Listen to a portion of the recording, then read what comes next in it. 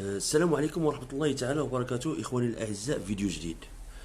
بلا شك كلكم تبعتوا خطاب السامي جلالة الملك اللي تكلم فيه على إصلاح مدونة الأسرة. ومؤخرا ولينا كنسمعوا أنه رئيس الحكومة خرج تقريبا. واش هناك أخبار موثوقة ولا غير موثوقة؟ لحد الآن أنه كنسمعوا غير دي غيمور انه رئيس الحكومه السي عزيز اخنوج غادي يخصص واحد المساعده لي كوبل اللي مقبلين على الزواج في هاد السنه وفي السنوات المقبله ان شاء الله. ولكن السؤال اللي كيتطرح الان هو علاش بالضبط في هذا التوقيت خاصه انه المغرب ولا العالم كيمر من ازمه اقتصاديه خانقه، وهاد الجفاف اللي كتمر منه بلادنا. علاش بالضبط انه لا جلالة الملك ولا رئيس الحكومة بغاو يعاونوا الشباب وبغاو يطرقوا لاصلاح مدونة الاسرة؟ هذا الموضوع غنناقشوه على محورين، محور اجتماعي ومحور اقتصادي، وهما محاور متداخلة باش نعرفوا شنو السبب اللي وراء قرار الدولة انه دير هذه الاصلاحات هذه. بقاو معايا مور الفاصل، سوف نتطرق إلى مجموعة من التفاصيل. لذا نشدد مرة أخرى على ضرورة المشاركة الكاملة للمرأة المغربية في كل المجالات، وقد حرصنا منذ اعتلائنا العرش على النهوض بوضعية المرأة وفتح آفاق الارتقاء أمامها وإعطائها المكانة التي تستحقها. ومن أهم الإصلاحات التي قمنا بها إصدار مدونة الأسرة واعتماد دستور 2011 الذي يكرس المساواة بين المرأة والرجل في الحقوق والواجبات، وينص على مبدأ المناصفة كهدف تسعى الدولة إلى تحقيقه. فالأمر هنا لا يتعلق بمنح المرأة امتيازات مجانية، وإنما بإعطائها حقوقها القانونية والشرعية. وفي مغرب اليوم لا يمكن أن تحرم المرأة من حقوقها. وهنا ندعو لتفعيل المؤسسات الدستورية المعنية بحقوق الأنثى والمرأة وتحيين الآليات والتشريعات الوطنية للنهوض بوضعتها. وإذا كانت مدونة الأسرة قد شكلت قفزة إلى الأمام، فإنها أصبحت غير كافية، لأن التجربة أبانت أن هناك عدة عوائق تقف أمام استكمال هذه المسيرة وتحول دون تحقيق أهدافها، ومن بينها عدم تطبيقها الصحيح لأسباب سوسيولوجية متعددة، لا سيما أن فئة من المواطنين ورجال العدالة ما زالوا يعتقدون أن هذه المدونة خاصة بالنساء. والواقع أن مدونة الأسرة ليست مدونة للرجل، كما أنها ليست خاصة بالمرأة، وإنما هي مدونة للأسرة كلها. فالمدونة تقوم على التوازن، لأنها تعطي المرأة حقوقها وتعطي للرجل حقوقه وتراعي مصلحة الأطفال. السلام عليكم ورحمة الله إخواني من جديد.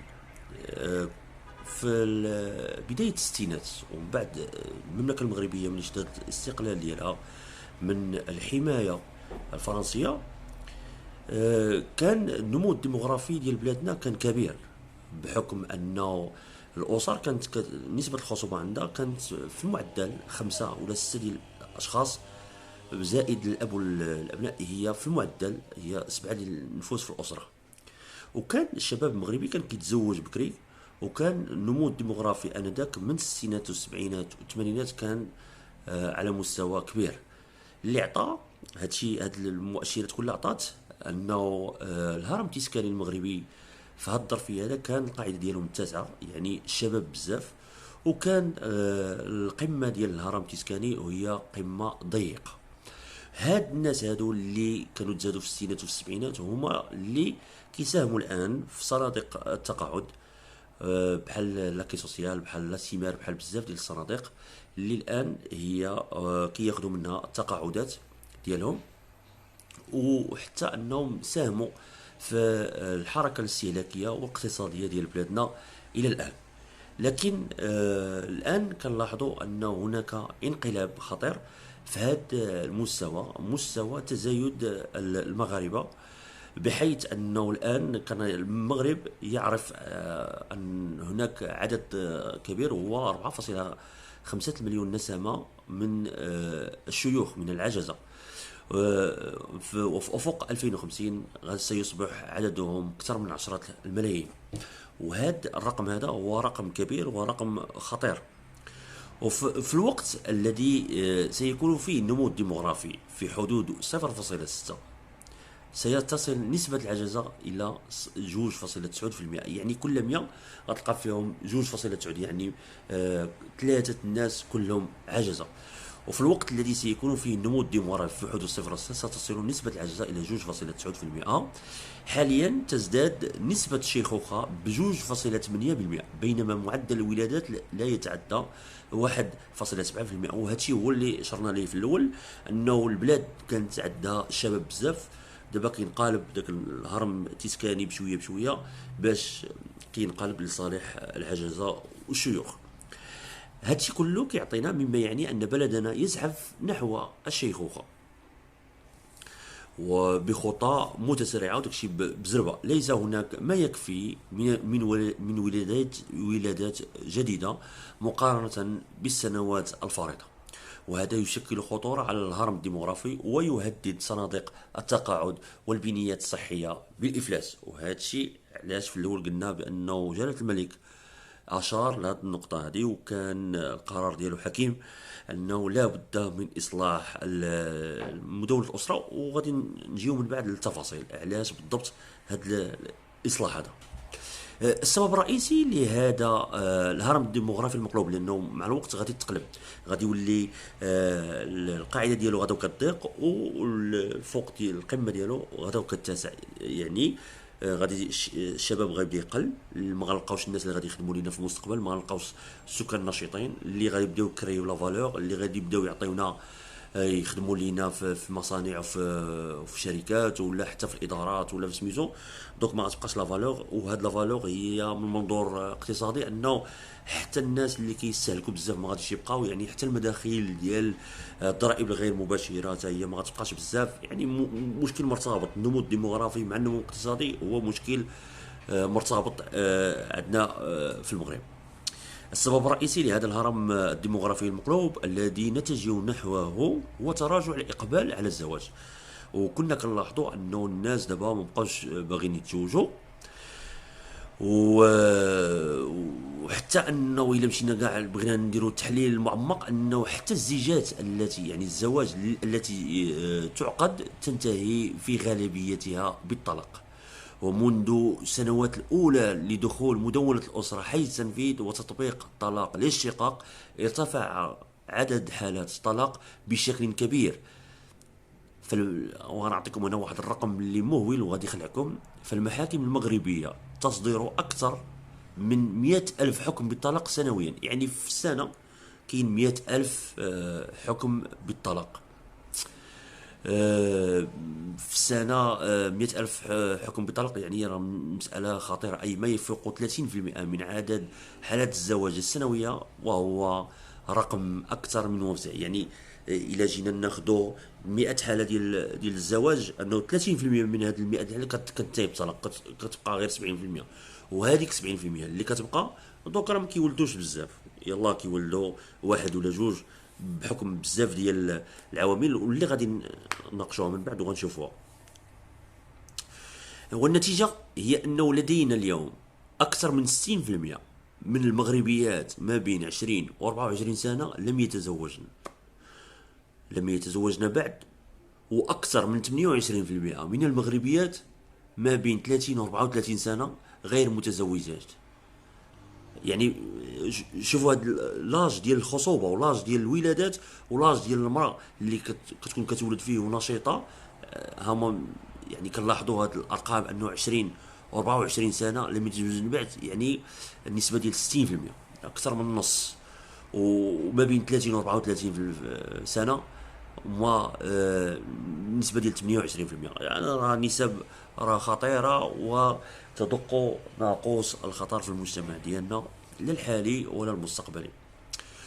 وحسب الدراسات، وهذه الارقام كلها اللي كنعطيكم هي ارقام موثوقه من المندوبيه الساميه للتخطيط، يعني هي مركز مغربي موثوق به، واللي على اسس ديالو انه كياخذوا بزاف ديال التوقعات وحتى بزاف ديال المشاريع المستقبليه في بلادنا. هذه المندوبيه الساميه للتخطيط هي مندوبيه اللي كتعرفوا انه كيترأسها السي الحليمي، وهي بالضبط هي راه آه، كتعطي ارقام دقيقه وموثوقه.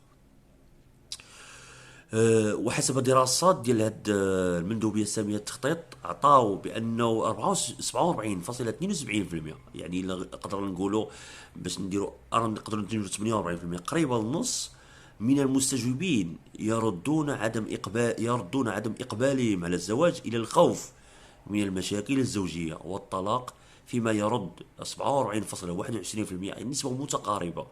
السبب لقوانين مدونة الأسرة، يعني الشباب اللي كيبغي يتزوج كيشوف بأنه راه كاين الطلاق للشقاق، وكاين داك الشيء اللي كيهضروا عليه في مدونة الأسرة، وهذا الشيء هو من العوامل الرئيسية اللي قلت لكم مازال غنطرقوا لها، وهذا سبب رئيسي اللي كيخلي الشباب يعزف عن الجواز.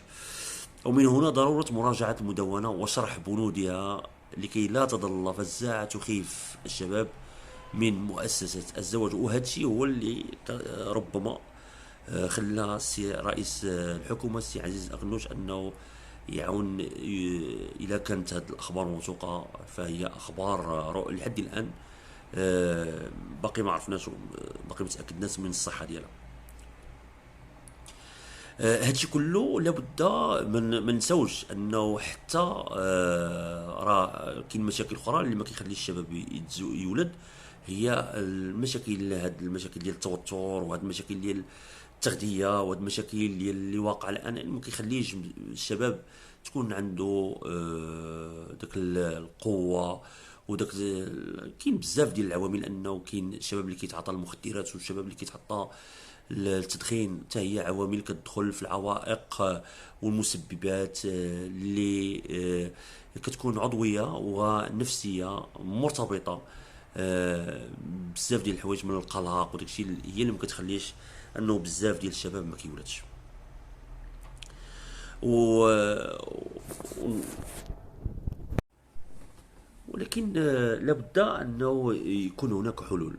ما يمكنش انه الدوله غتبقى تتفرج، ومن بين هذه الحلول الى جزمنا بانه رئيس الحكومه غادي يهضر على المساعده، ربما غيكون حل من الحلول. لكن لكي يقبل الشباب على الزواج يجب توفير شغل لهم ومنحهم سكنا بتسهيلات جذابة، كما تجب إعادة الاعتبار للأسرة، لأن الثقافة السائدة حاليا تشجع العزوبية والأنانية والفردانية والهروب من المسؤولية.